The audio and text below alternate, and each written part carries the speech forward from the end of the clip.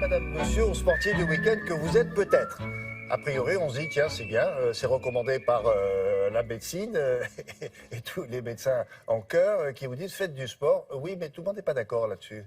Alors, Finalement. en fait, cette nouvelle étude qui a été réalisée par des chercheurs anglais répond à un problème très concret. C'est-à-dire que depuis des années, on en a souvent parlé ici, on nous recommande, parce que les études l'ont prouvé, on nous recommande de faire du sport au moins 3 fois par semaine, au moins 30 minutes par jour, pour prévenir un certain nombre de maladies chroniques et même certains cancers.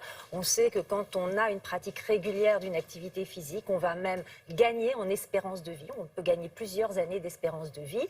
Mais quand on travaille, quand on est occupé dans la semaine, comment faire pour réaliser ces séances régulières de sport ou d'activité physique? Manque de temps, quoi. Manque de temps pour beaucoup d'entre nous.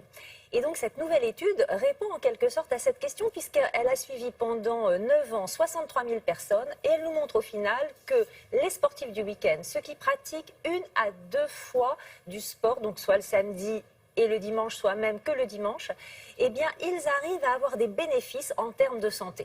Par exemple, ceux qui pratiquent 75 minutes de sport le dimanche vont... 75 minutes. Ah, c'est beaucoup. Bon, ça peut être par exemple la partie de tennis. On va s'entraîner un petit peu au mur pendant 20 minutes et puis on fait 1 heure de tennis. 1h15 de sport. Voilà, 1h15 de sport. Eh bien, ils vont avoir pratiquement les mêmes bénéfices que ceux qui pratiquent du sport de façon plus modérée pendant 3 fois par semaine. Et ce que les chercheurs appellent vraiment les guerriers du week-end, ceux qui vont pratiquer 300 minutes, alors ça c'est vrai que c'est beaucoup, 300 minutes de sport par week-end, vont avoir pratiquement les mêmes bénéfices que ceux qui font du sport très régulièrement au cours de la semaine. Oui, ça ne sert à rien de fractionner dans la semaine, même si on a Alors, du temps. effectivement, maintenant, cette étude ne fait pas l'unanimité. C'est vrai qu'en faisant du sport de façon plus intensive le week-end, on va protéger sa santé sur, par exemple, au niveau de la prévention d'un certain nombre de maladies, mais on va prendre aussi quelques risques. Et c'est ce que nous explique ce médecin du sport que nous avons rencontré.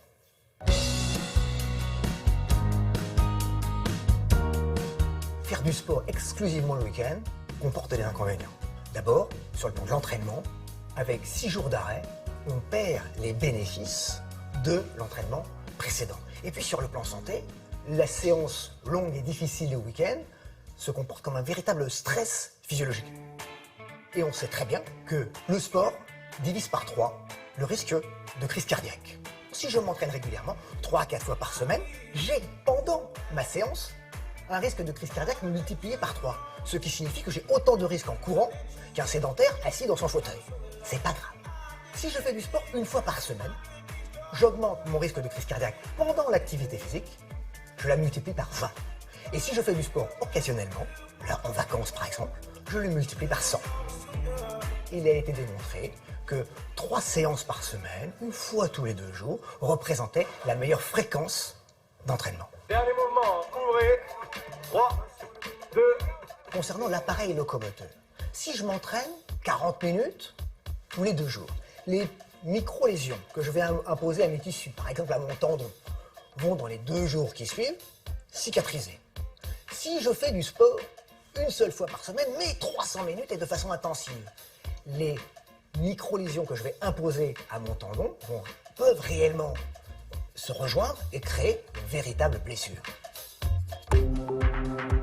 Les sports à risque, quand on ne les pratique que le week-end, sont des sports intenses sur le plan cardiovasculaire et agressifs sur le plan locomoteur. On peut prendre l'exemple d'un match de foot.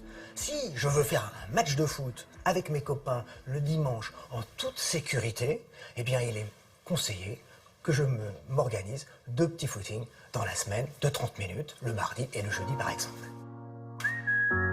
Bien évidemment, il existe des activités physiques qui peuvent être pratiquées que le week-end. On peut penser à la natation, on peut penser à la balade à vélo, mais attention, pas à la sortie de 100 bornes avec les copains dans ces circonstances-là. Il faut s'entraîner un petit peu en semaine, notamment sur un vélo d'appartement. Ouais, l'idée, c'est de ne pas trop en faire au même moment pendant un seul jour, quoi. Voilà. L'idée, c'est effectivement, si on a atteint un certain âge, si on n'est pas bien préparé, on risque d'augmenter quand même le risque de blessure, par exemple, le risque de crise cardiaque. Donc, c'est vrai que cette étude, elle est importante. Elle montre quand même qu'il faut se bouger même le week-end. Il ne faut pas baisser les bras, parce qu'il y a quand même un Français sur deux qui ne pratique pas régulièrement d'activité physique. 3/4 des Français ne font pas suffisamment de sport. Donc, c'est vrai que c'est important de dire, faites-en même si vous n'avez que le week-end, mais faites-en de façon peut-être pas trop intensive pour ne pas prendre de risques pour votre santé aussi. D'accord. Merci.